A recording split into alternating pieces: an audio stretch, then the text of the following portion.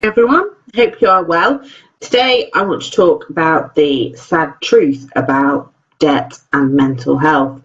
And the reality is that you are 4 to 6 times more likely to end up in debt if you have a mental illness.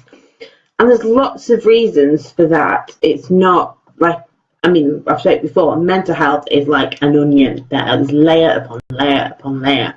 And finances is just one of them.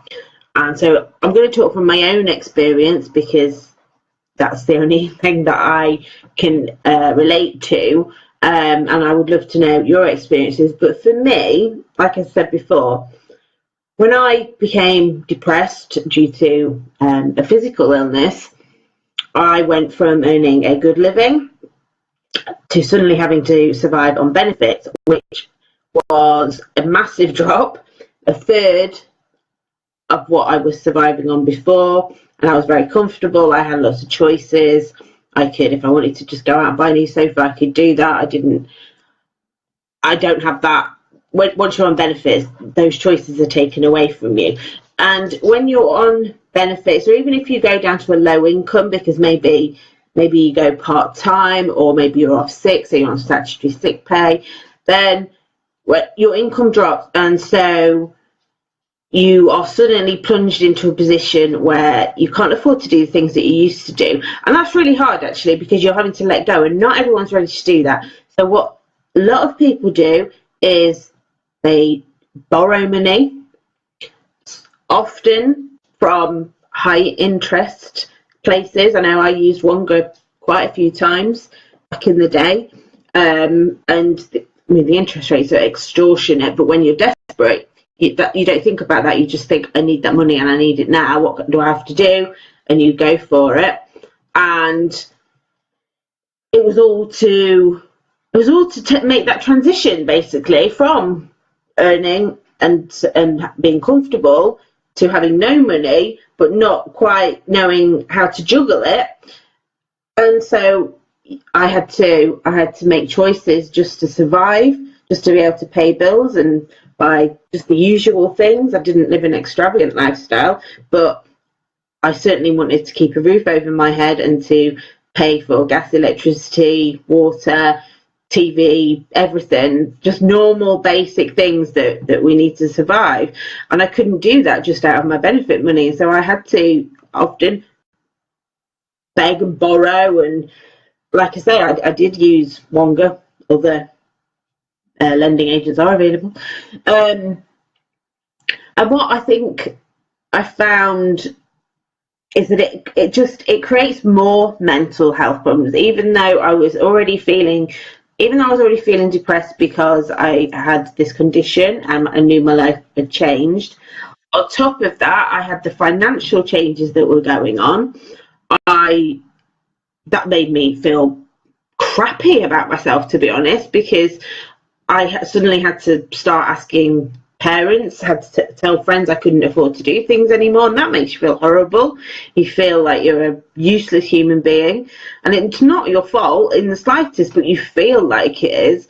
And so on occasion, when I didn't want to feel like that anymore, I would borrow, which then makes you feel even worse because you're having to borrow. And if you borrow it from family, even now, if I borrow money off my mum and dad sometimes, then I feel crap. I feel horrible asking. I get myself all wound up before doing it, and it's only usually for like a tenner, just because I need to nip to the shop after I've been to see them. But it's nothing major.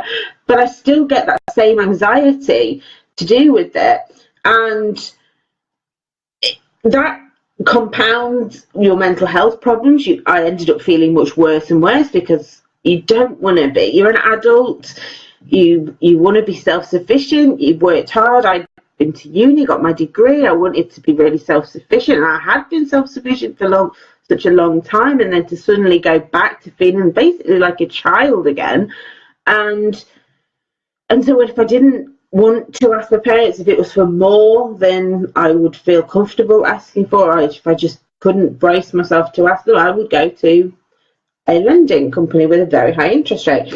And I touched upon this on my wall yesterday. that actually what you're finding is there's a lot of these lending companies who deliberately target people who have mental health problems because they know the position that they're in. One, they know that they're probably struggling because if you're unable to work, then you don't have the financial resources just to live, basically.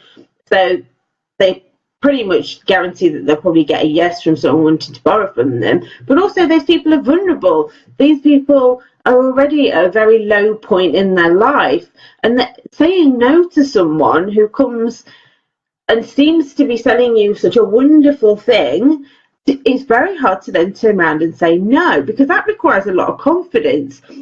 I remember years ago, before I had any mental health problems, I was looking for a mobile phone, literally just looking, had no intention of buying whatsoever.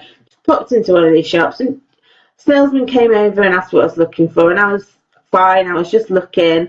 I picked a few up, but just have a look at them and just be nosy. I think I was just probably time wasting, waiting to meet someone. But anyway, salesman came back, and would you believe it? I walked out with a new phone. I didn't need it, but I didn't want to say no. And I think a lot of people get caught in that. And when you're feeling very low about yourself anyway, you don't want to have to turn around and say no and then be asked why. And so it's easier to say yes. And so that's what a lot of people do. And so then they end up in more debt because they've taken out this loan with this horrendous interest rate that they had no chance of paying back. The lender knew they would never be able to pay it back. And so they then end up with sleepless nights. For me, I buried my head for a long, long time about my debt. I thought, I don't want to deal with it. It's not happening. La, la, la, la, la. I'm just going to ignore it. And it doesn't go away. And all of a sudden, you find everything comes at once. You get all these debt collection letters and horrible things. And you just go into sheer panic. Absolute panic. You feel sick all the time. You are constantly worrying about your card being declined, or can I afford to buy that? Can I afford to buy anything? Will that bill go? And you just find that direct debits bounce. You then get charged for that, and the debt cycle just goes on and on. And even if you didn't have mental health at the start, I guarantee by the end of it you would have mental health problems because it is such a horrible thing to be in. But there are ways out of it, and this is what I want to talk about, is the fact that there are so many agencies out there now that want to help. Step Change is one of them. They're helping people. It's free debt advice. Citizens Advice Bureau, if you can get an appointment, go and talk to them. And there are ways, and if you do have a mental health condition, you're classed as being vulnerable, and a lot of your debt can be... certainly your payments can be massively reduced because you're classed as a vulnerable adult, and debt companies have a duty of care to reduce that. So if you're watching this and you are feeling that horrible feeling of being in debt and you know it's making your health worse, first talk to your GP, tell them what's going on and just get that support you need from them. Second, contact either Citizen Advice Bureau or Step to Change. I can't think of what the other one's called, but Citizen Advice and Step to Change are the main ones that offer free. Be careful of the ones that want to consolidate your loan and then you pay them and then they say they pay their creditors, because that's not helpful. You want people who can advise you about the sort of letters that you want to be sending to your creditors to explain. And so do get advice. Believe me, you will feel a million times better once you've taken control. Don't bury your head. It doesn't go away. It just gets worse. And if you face it head on, you will feel better. You will feel like you've got that control back and you're on top of it. So do reach out to those charities and speak to them. Get it in order. Look at what it is that you actually owe. Look at the realities of what you owe. Do a budgeting plan so you know what you've got coming in and what you've got going out. And these companies will help you, these charities, will help you to speak to your creditors and make sure that you can manage what it is you have to pay back. And it's something that you don't have to worry about on a day-to-day basis. Reach out before it's too late.